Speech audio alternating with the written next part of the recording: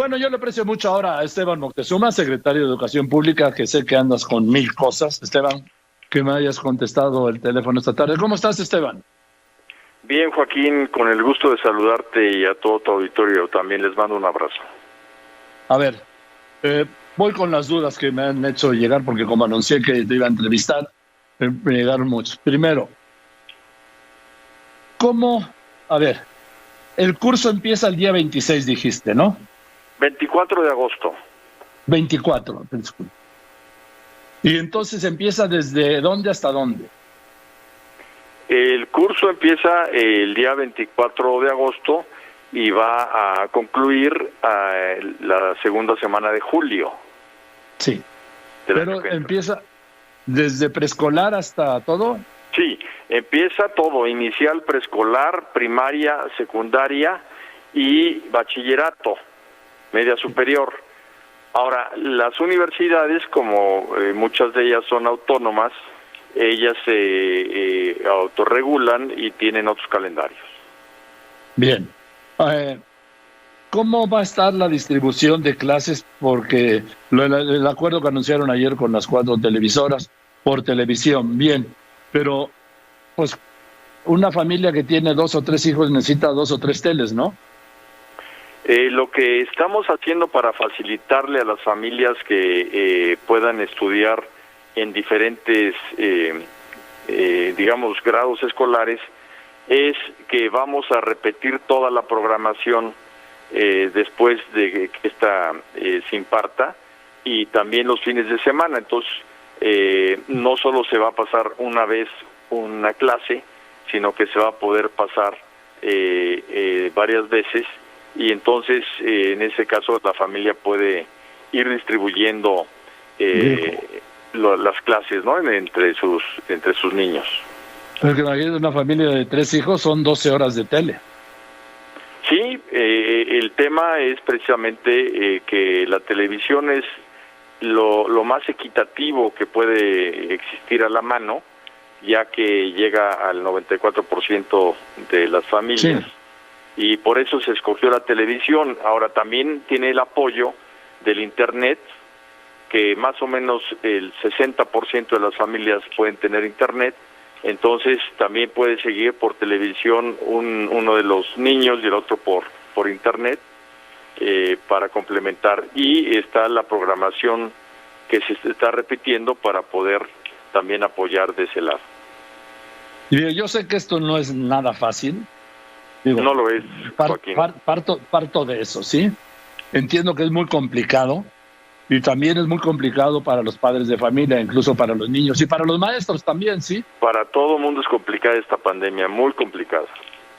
Ahora, esto de las repeticiones, imagínate, por ejemplo, una familia que yo conozco tienen 2 hijos, uno en secundaria y el otro en sexto de primaria. Tienen una tele.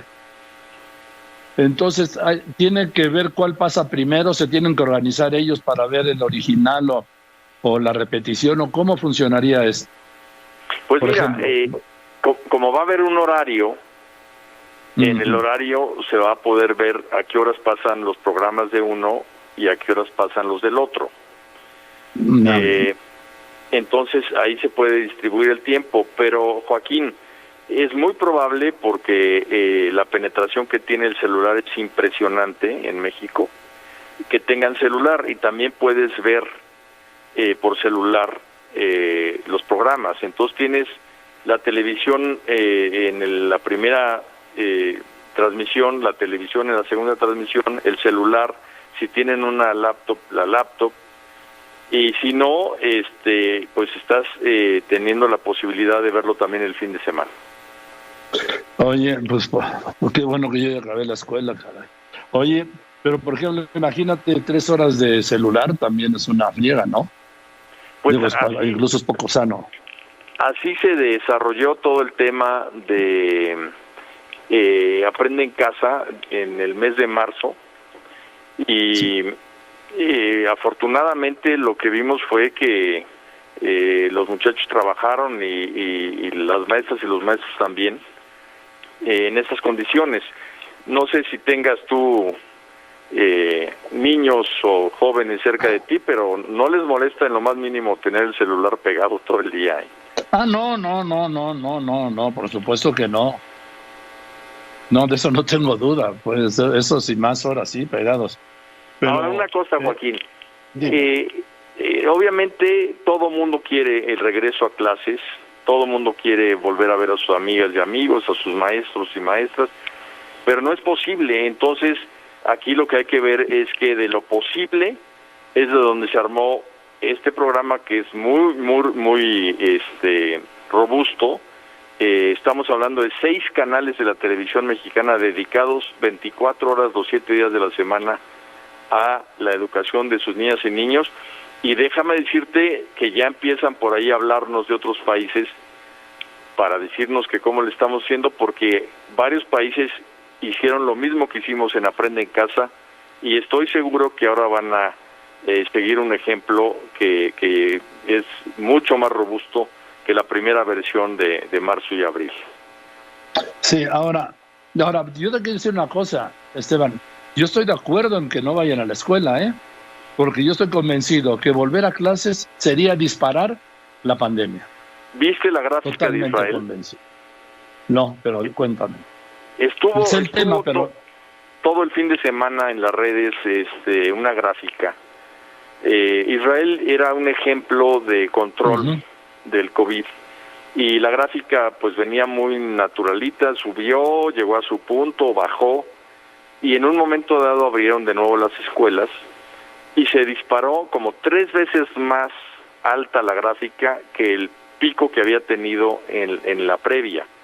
Y lo mismo sucedió en Dinamarca, y lo mismo sucedió en Reino Unido y en China, en Beijing, y lo mismo lo mismo sucedería aquí, lo mismo nos pasaría si abrimos antes de tiempo.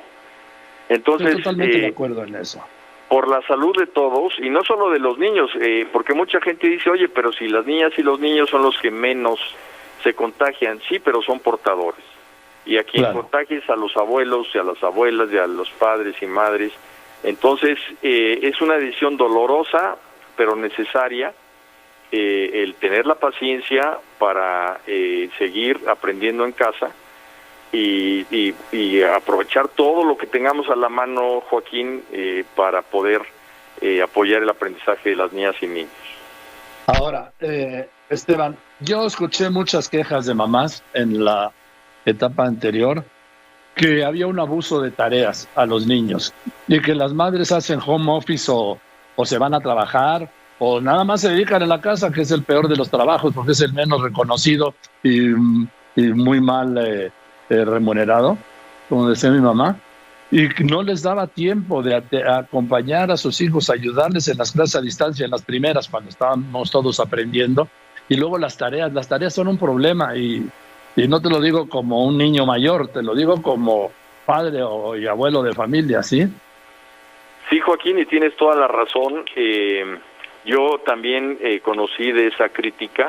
El diseño de las clases era que exclusivamente después de cada clase había 3 preguntas exclusivamente que se iban a guardar en lo que fue la carpeta de aprendizajes y de experiencias, que fue algo muy bonito, no muy novedoso, luego te platico de eso.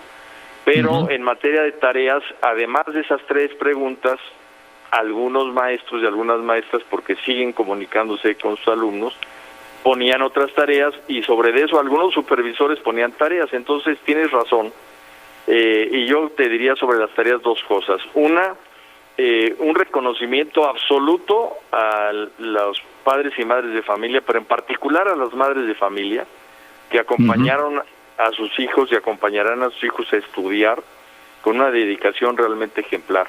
Y 2, estamos recomendándole a todos los secretarios de educación del país que en esta etapa no haya tareas.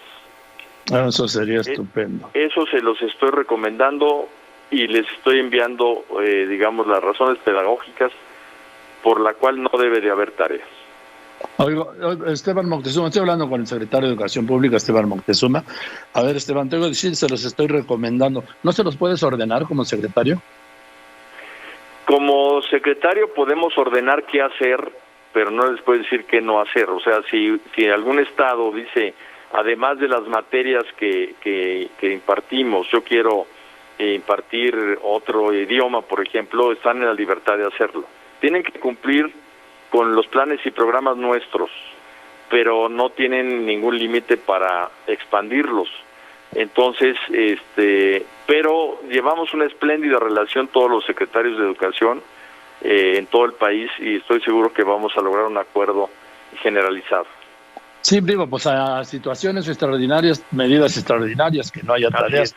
Me están preguntando, quiero que le preguntes al secretario Moctezuma, ¿qué van a hacer los chavos, su examen de admisión para entrar a prepa, los que acabaron secundaria?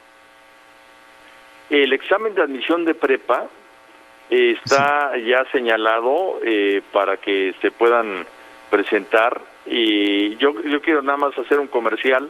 Hoy a las 5 de la tarde tengo un programa de televisión, claro, en donde el tema de hoy precisamente es prepa, es media superior, y ahí vamos a anunciar muchas cosas de prepa, pero las fechas de los exámenes están programadas del 25 al 28 de agosto. ¿Y son presenciales o en línea? Los exámenes son presenciales y en línea, o sea, se pueden hacer de las dos formas. La mayoría de los muchachos lo hacen en línea, pero si quieren hacerlo presencial, se van a tomar todas las medidas. Vimos esto con la Secretaría de Salud para ver los lugares y la distancia que deben de tener y la sanitización de los lugares para hacerlo presencial. Bien, ¿tienes una idea de cuántos pasan de secundaria a bachillerato? Pues son alrededor de 2 millones de alumnos, más o menos. Oye, y en el caso de la primaria a la secundaria... ¿Perdón? No, de primaria a secundaria no hay que hacer ningún examen. De primaria a secundaria no hay ningún examen. Y para entrar ahora a preescolar y luego a primaria, ¿nada más es el registro o cómo va a operar eso? Sí, es el registro. De hecho, en algunos estados ya se hizo la inscripción. En la Ciudad de México, por ejemplo, ya se hizo la inscripción a las escuelas. Incluso se hizo todo el proceso de selección de secundarias. Eso ya lo hicimos. Yo te quiero recordar que en la Ciudad de México la manejamos nosotros en la Secretaría de Educación Pública. Entonces, eso ya está hecho. Algunos estados también ya lo hicieron y otros lo harán en agosto, y les pedimos que hubiera un periodo extraordinario para que también lo pudieran hacer la primera quincena de septiembre. Perfecto. Otra pregunta que tengo mucho, el secretario está hablando de las escuelas públicas. ¿Qué pasa con las escuelas particulares? ¿Cómo se manejan? ¿Por la libre o tienen que seguir los lineamientos de las escuelas públicas? En todo lo que es académico, las escuelas privadas siguen los lineamientos de la Secretaría de Educación Pública cuando están incorporadas a la Secretaría. Todos los planes y programas, el calendario escolar, etcétera. Todo lo que es, llamémosle así, el acuerdo, digamos, de colegiatura, de pago, de cuotas, que es una cosa, llamémosle, más comercial, eso ya no lo regula la Secretaría, eso se ve con la Procuraduría del Consumidor. A nosotros nos han llegado muchas personas a decirnos que qué pueden hacer con una escuela que está cobrando tal o cual colegiatura, y lo referimos precisamente a la Procuraduría del Consumidor. Lo que sí yo digo que tenemos que considerar es que las escuelas privadas deben de seguir pagando cuando menos parcialmente los sueldos a sus maestros.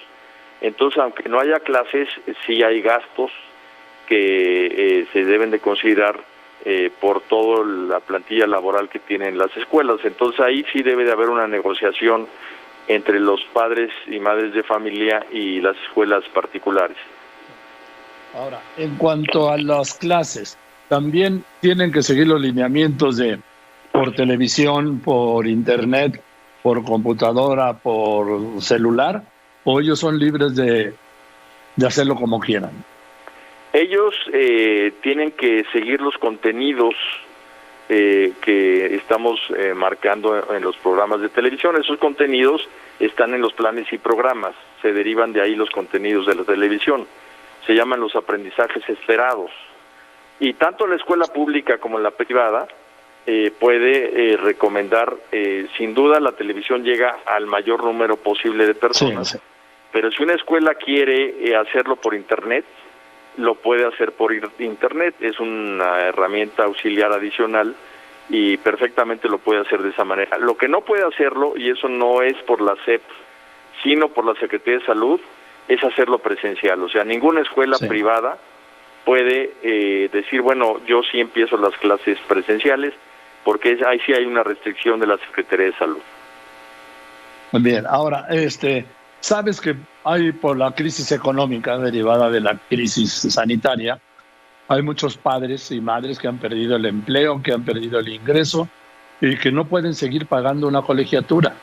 Va a haber un gran número de niñas y niños y jóvenes que van a pasar al sector público. Sí, tiene espacio la Secretaría de Educación Pública para eso, espacio y tiempo.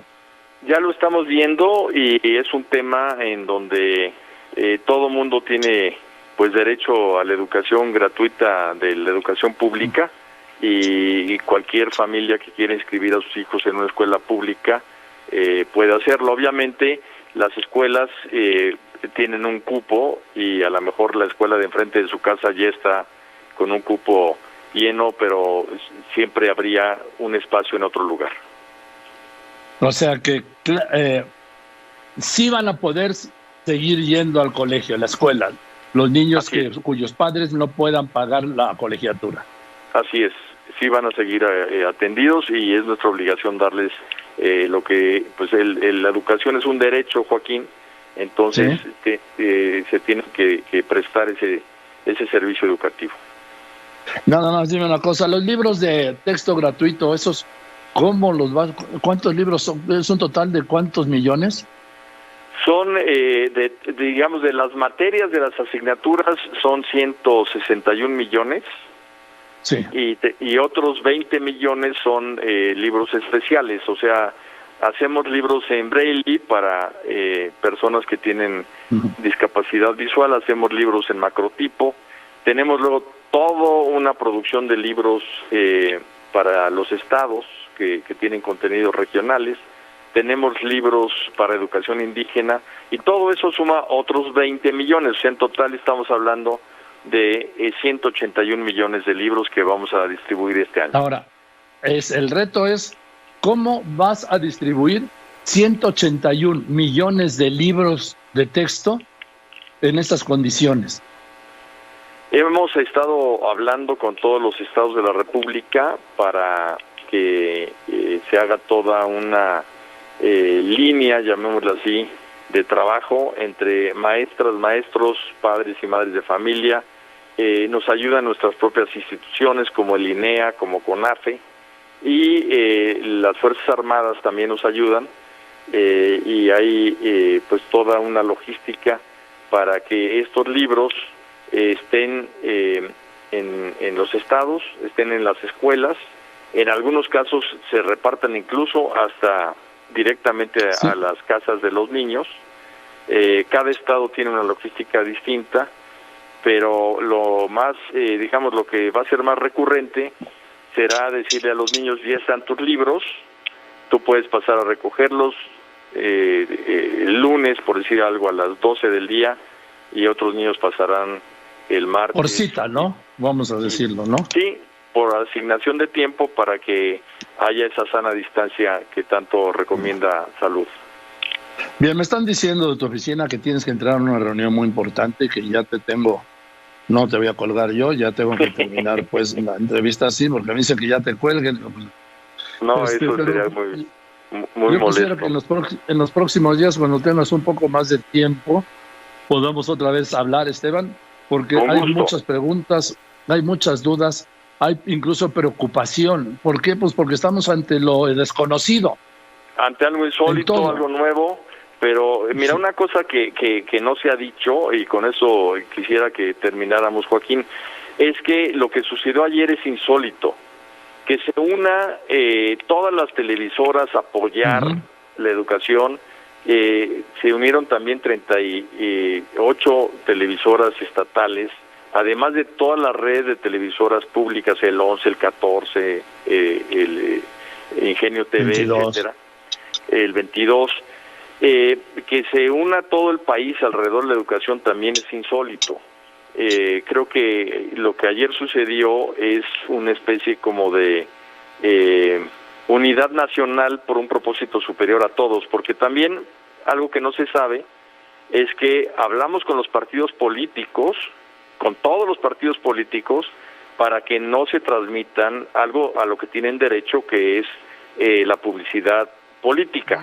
Entonces, como van a estar en clase los niños, no se van a transmitir, y todos se dieron su tiempo. El INE se dio su tiempo.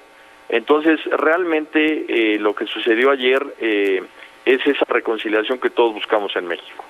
Ahora, qué bueno. Oye, nada más dime, ¿cómo van a producir? No sé cuántas horas estamos hablando de televisión, pero son miles de horas, ¿no? Sí, estamos hablando de 4.500 programas de televisión. No, hombre. ¿Y quién va a hacer eso, Esteban? Pues nosotros, por eso ya me tengo que ir a trabajar, Joaquín. Bueno, nada más dime, ¿quién va a producir 4.500 horas de televisión, pero ya para el día 26?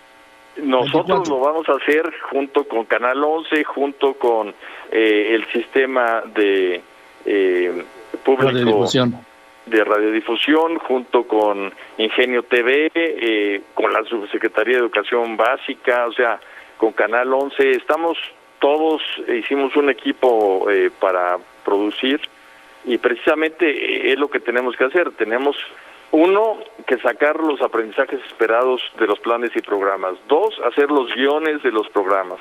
3, producirlos junto con los maestros que van a ser los conductores.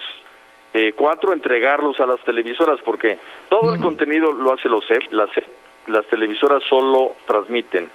Y si es un trabajo demencial enorme, tú sabes todo de televisión, entonces por eso es que ya tenemos que colgar es una para marca que me mundial.